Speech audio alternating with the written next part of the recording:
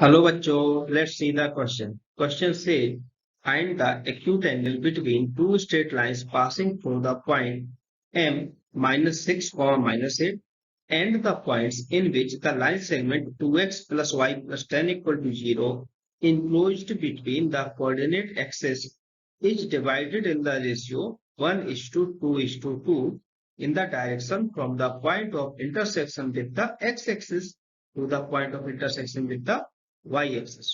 Okay, तो सबसे पहले हम लोग यहाँ पर बात करते हैं की कॉन्सेप्ट। कॉन्सेप्ट हमारा यहाँ पर की कॉन्सेप्ट की हो चुका है। हमें क्या निकालना है? एंगल बिटवीन टू लाइंस निकालना है। अगर हमें कोई दो लाइंस दी हुई है, मान लीजिए कि let lines be y equal to m1x plus c and y equal to m2x plus c, ये दो लाइंस है हमारे पास। तो हम लोग बोलेंगे angle between these lines, angle between these lines, angle मान लीजिए थीटा है एंगल, तो इक्वल टू होगा ये tan inverse mod of m2 minus m1 divided by 1 plus m1 into m2 या फिर m2 इंटू m1। तो ये हमारा फॉर्मूला हो जाएगा एंगल निकालने के लिए, और ये हमारा की कॉन्सेप्ट हुई है यहाँ पर। अब समझते हैं कि क्वेश्चन में उसने क्या बोला है। ठीक है, तो हम इसको सॉल्व करते हैं, सॉल्यूशन की तरफ बढ़ते।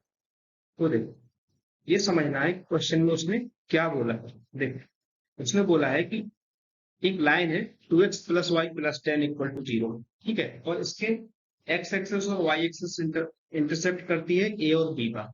अगर मैं लाइन लिखूं 2x प्लस का y प्लस का 10 इक्वल टू 0, ठीक है, तो x एक्सेस इंटरसेप्ट निकालते हैं। x axis intercept, x axis पर इंटरसेप्ट करती है। x एक्सेस पर बेसिकली होगा क्या कि y बराबर 0 मिलेगा हमें, x एक्सेस पर y बराबर 0 हो जाएगा। देखो, कोई लाइन है अगर हमारे पास x एक्सिस पर कट कर रही है तो यहाँ पे y बराबर 0 होगा। हम लोग बोलेंगे कि y बराबर 0 हो गया। अब जब y बराबर 0 रखेंगे x इक्वल टू हमें क्या मिलेगा? x इक्वल टू मिलेगा हमको -5 मिलेगा x इक्वल टू बेसिकली। अगर मैं बोलूँ x एक्सिस इंटरसेप्ट पर क्या पॉइंट हो रहे हैं, इसको हम 1 1 कैलकुलेट करते हैं। x1 y1, ये पॉइंट्स हमारे बन जाएंगे, क्या बन जाएंगे? -5 0। मतलब 2x प्लस वाई प्लस 10 -5 से पास हो रही है। एक चीज हमने निकाला। अब बात करते हैं y इंटरसेप्ट की। लाइन की इक्वेशन हमारे पास क्या है? लाइन की इक्वेशन हमारे पास 2x plus Y plus 10 equal to 0। ये लाइन की इक्वेशन होगी तो y axis intercept, y axis intercept. अब देखो, जब y एक्सिस इंटरसेप्ट निकालते हैं तो x इक्वल टू 0 हो जाएगा, तो y इक्वल टू माइनस का 10 मिलेगा हमको। तो मैं इसको x2 y2 पॉइंट मान लेता हूँ। तो पॉइंट क्या होगा? x2 y2 equal to 0 -10। ठीक है, अब हम लोग डायग्राम बनाने की कोशिश करते हैं। ठीक है, देखो, ये मैंने x एक्सिस ड्रॉ की, ठीक है, और ये मैंने यहाँ पर y एक्सिस ड्रॉ। अब क्या हमें क्वेश्चन में दिया गया है कि लाइन जो हमारी है वो x एक्सिस और y एक्सिस कट कर रही है। कुछ इस तरह से मैंने माना कि ये मेरी लाइन गई है। ठीक है, एक्स एक्सिस को कट कहाँ पर? ये एक्स एक्सिस है, तो ये वाई एक्सिस है। एक्स एक्सिस को पॉइंट ए पर कट किया, मतलब यहाँ पर कट किया। ये x1 y1 पॉइंट था हमारा, तो क्या आ रहा था? ये आ रहा था -5 0, तो उसको हमने -5 0 लिख दिया। और यहाँ बी पॉइंट की कट करेगी वाई एक्सिस को, ये पॉइंट क्या आ रहा है? 0 -10, 0 -10। अब क्वेश्चन में गिवन है कि एक और कोई बाहर पॉइंट है -6 -8 करके, रैंडम पॉइंट है कोई m, जैसे m जो कि है हमारा -6 -8। ठीक है, और देखो m से दो लाइंस डाली है हमने ए बी लाइन पर, तो दो जगह कट किया है इसमें। एक को मान लीजिए कि एक ऐसी गई लाइन और एक लाइन कुछ ऐसी गई, तो दो जगह कट किया सी और डी का। ठीक है, ये पॉइंट मेरा सी हो गया और ये पॉइंट मेरा डी हो गया। इस तरीके से कट हुआ। अब अगर हम एक्स एक्सिस के साइड से देखें ए बी लाइन को, एक्स और वाई के बीच में कितनी, इसके मतलब 3 पार्ट बने हैं। तो तीनों पार्ट का क्या रेशियो है? 1:2:2, ये है रेशियो हमारा। ठीक है, अब देखो, अगर हम निकालना चाहे तो सी और डी के कोऑर्डिनेट निकाल सकते हैं। सी और डी के कोऑर्डिनेट कैसे निकाल सकते हैं? सिंपल सेक्शन फॉर्मूला अप्लाई करके। तो जब हम सेक्शन फॉर्मूला अप्लाई करेंगे तो सी इक्वल टू हमें देखो क्या मिलेगा, सी इक्वल टू मतलब सी के कोऑर्डिनेट की बात कर रहा हूँ मैं, सी इक्वल टू मतलब सी के कोऑर्डिनेट में क्या मिलेंगे। देखो जब हम सी और बी को देखें, सी बी की लेंथ या फिर सी बी का रेशियो कितना 4 है और ए सी का 1, ए सी अपॉन सी बी अगर हम देखें a c upon c b equal to 1:4 हो रहा है ना।